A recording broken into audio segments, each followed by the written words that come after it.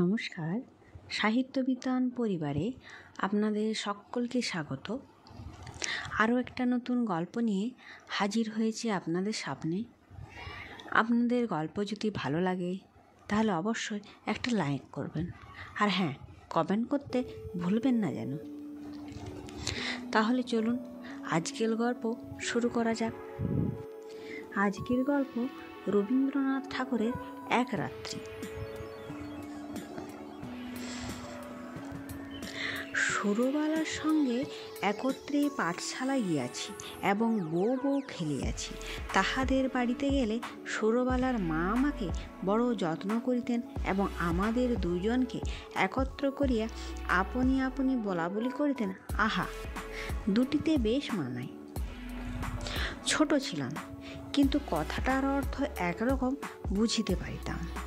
সুরবালার প্রতি যে সর্বসাধারণের অপেক্ষা আমার কিছু বিশেষ দাবি ছিল, সে ধারণা আমার মনে বদ্ধমূল হইয়া গিয়াছিল। সেই অধিকার মদে মত্ত হইয়া তাহার প্রতি যে আমি শাসন এবং উপদ্রব না করিতাম তাহা নহে।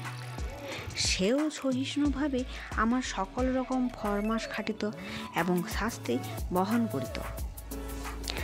পাড়ায় পাড়ায় তাহার রূপের প্রশংসা ছিল, কিন্তু বর্বর বালকের চোখে সে সৌন্দর্যের কোনো গৌরব ছিল না। আমি কেবল জানিতাম সুরবালা আমারই প্রভুত্ব স্বীকার করিবার জন্য। সে পিতৃগৃহে জন্মিয়াছে মাত্র, এই জন্য সে আমার বিশেষ রূপ অবহেলার পাত্র। আমার পিতা চৌধুরী জমিদারের নায়েব ছিলেন। তাহার ইচ্ছা ছিল আমার হাতটা পাকিলে আমাকে জমিদারি সেরেস্তার কাজ শিখাইয়া একটা কথা গোমস্তাগিরিতে প্রবৃত্ত করাইয়া দিবেন। কিন্তু আমি মনে মনে তাহাতে নারাজ ছিলাম।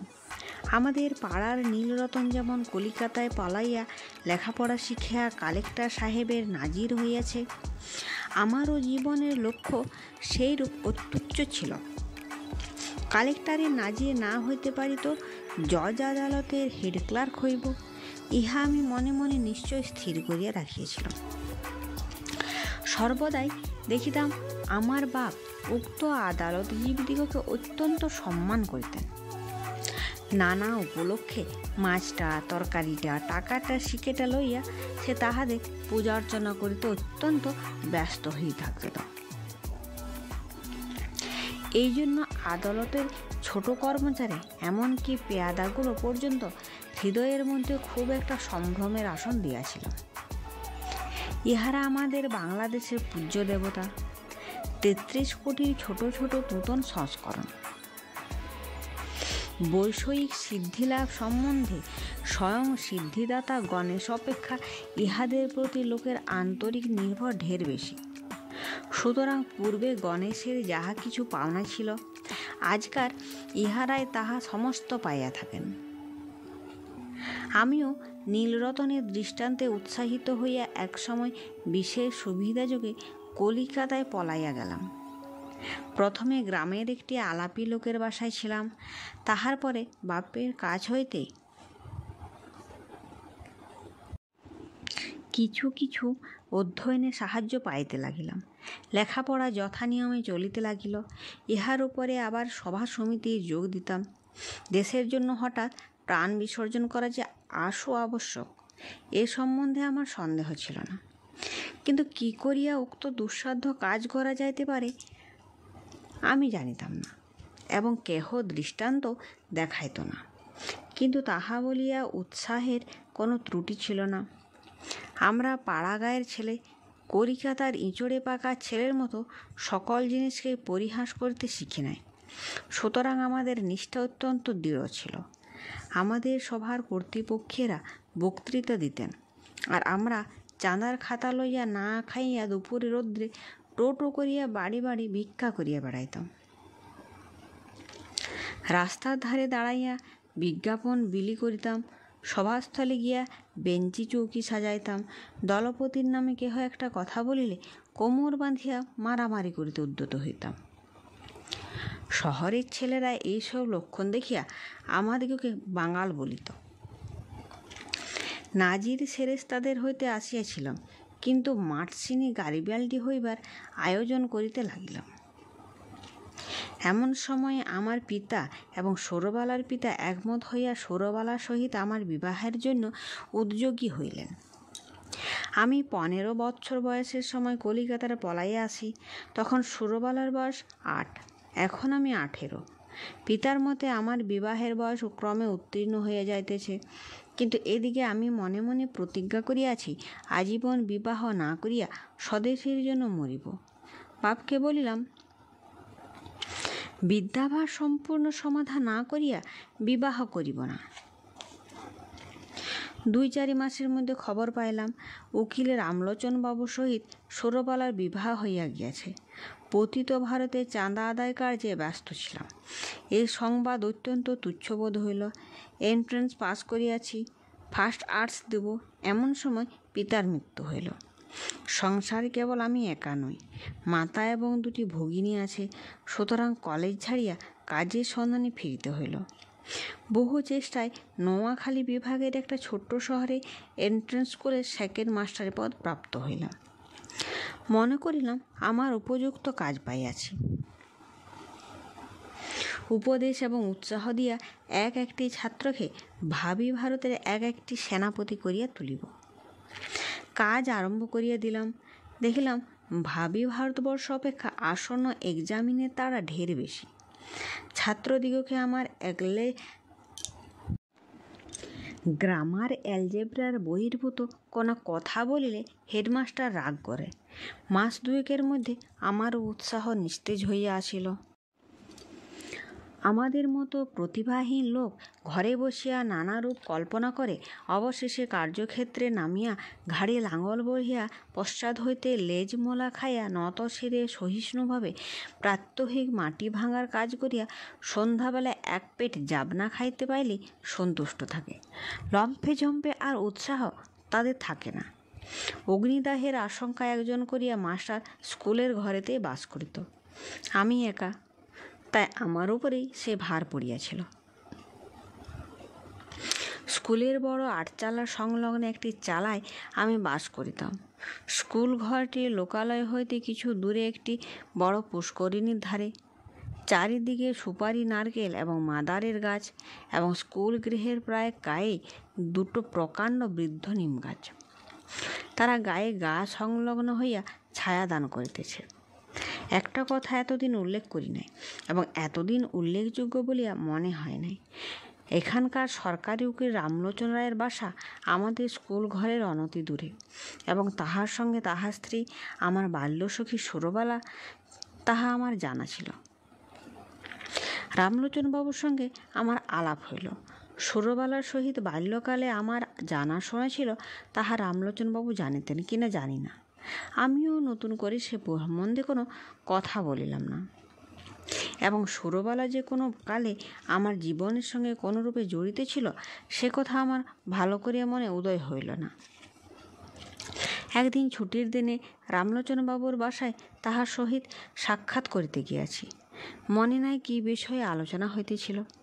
বোধ করি বর্তমান ভারতবর্ষের দুরবস্থা সম্বন্ধে তিনি যে সেজন্য বিশেষ চিন্তিত এবং ম্রিয়মাণ ছিলেন তাহা নহে, কিন্তু বিষয়টা এমন যে তামাক টানিতে টানিতে এ সম্বন্ধে ঘণ্টাখানেক দেড়ে অনর্গল শখের দুঃখ করা যাইতে পারে। এমন সময়ে পাশের ঘরে অত্যন্ত মৃদু একটু চুড়ির টুংটাং, কাপড়ের একটুখানি খসখস এবং পায়ের একটুখানি শব্দ শুনতে পাইলাম। বেশ বুঝিতে পারিলাম জানালার ফাঁক দিয়া কৌতূহলপূর্ণ নেত্র আমাকে নিরীক্ষণ করিতেছেন। তৎক্ষণাৎ 2খানি চোখ আমার মনে পড়িয়া গেল। বিশ্বাস, সরলতা এবং শৈশববৃত্তিতে ঢল ঢল 2খানি বড় বড় চোখ, কালো কালো তারা, ঘনকৃষ্ণ পল্লব, স্থির স্নিগ্ধ দৃষ্টি সহসা হৃৎপিণ্ডকে যেন একটা কঠিন মুষ্টির দ্বারা চাপিয়া ধরিল, এবং বেদনায় ভিতরটা টনটন করিয়া উঠিল।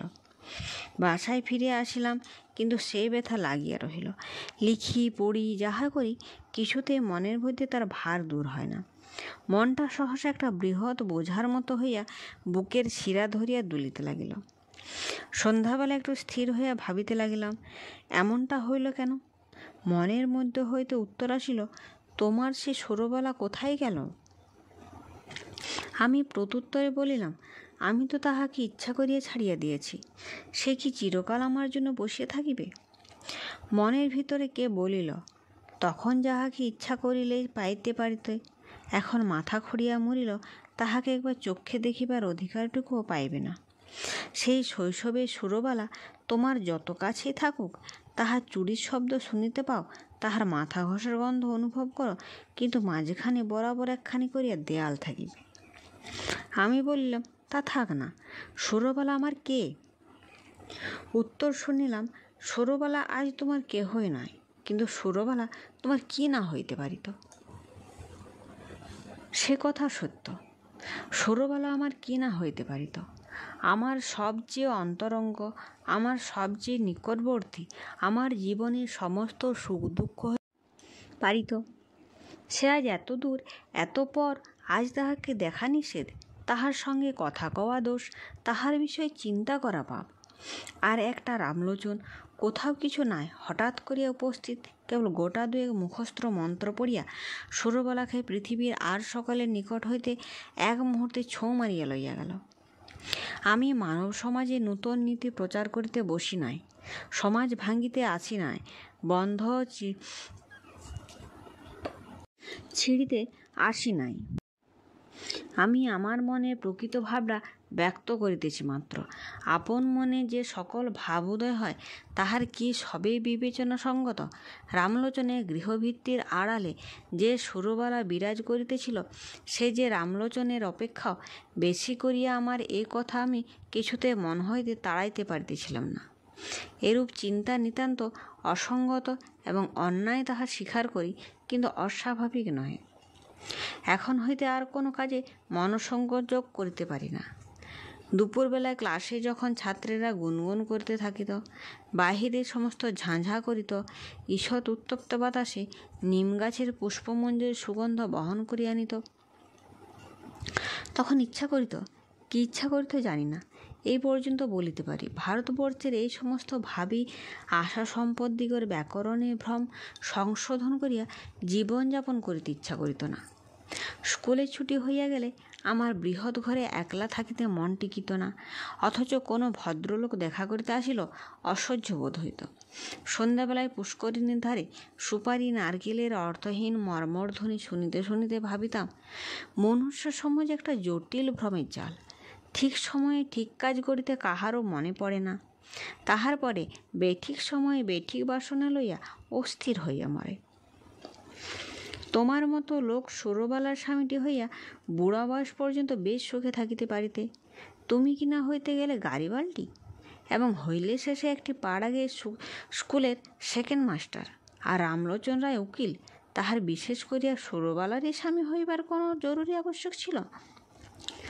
বিবাহের পূর্ব মুহূর্ত পর্যন্ত তাহার পক্ষে সুরবালাও যেমন ভব শঙ্করীও তেমন। সেই কিনা কিছুমাত্র না ভাবিয়া চিন্তা বিবাহ করিয়া সরকারি উকিল হইয়া দিব্য 5 টাকা রোজগার করিতেছে। যেদিন দুধে ধোঁয়ার গন্ধ হয়, সেদিন সুরবালাকে তিরস্কার করে, যেদিন মন প্রসন্ন থাকে, সেদিন সুরবালার জন্য গহনা গড়াইতে দেয়। বেশ মোটাসোটা চাপকান পরা, কোনো অসন্তোষ নেই। পুষ্করিণীর ধারে বসিয়া আকাশে তারার দিকে চাহিয়া কোনোদিন হা হুতাশ করিয়া সন্ধ্যা যাপন করে না।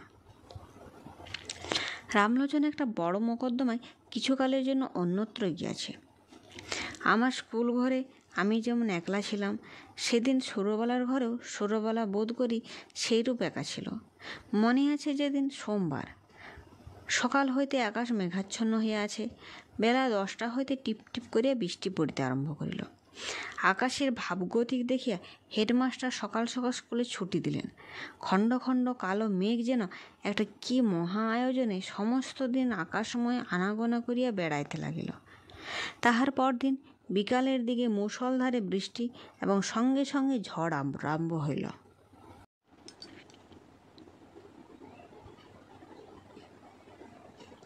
তাহার পরদিন বিকালের দিকে মুষলধারে বৃষ্টি এবং সঙ্গে সঙ্গে ঝড় আরম্ভ হইল। যত্র রাত্রি হইতে লাগিল, বৃষ্টি এবং ঝড়ের বেগ বাড়িতে চলিল। প্রথমে পূর্ব দিক হইতে বাতাস বহিতেছিল, ক্রমে উত্তর এবং উত্তর পূর্ব দিয়া বহিতে লাগিল। এ রাত্রে ঘুমাইবার চেষ্টা করা বৃথা। মনে পড়ল এই দুর্যোগে সরোবালা ঘরে একা আছে। আমাদের স্কুল ঘর তাহাদের ঘরের অপেক্ষা অনেক মজবুত। কতবার মনে করিলাম তাহাকে স্কুল ঘরে ডাকিয়া আনিয়া আমি পুষ্করিণীর পাড়ের ওপর রাত্রিযাপন করিব, কিন্তু কিছুতেই মন স্থির করিয়া উঠিতে পারিলাম না।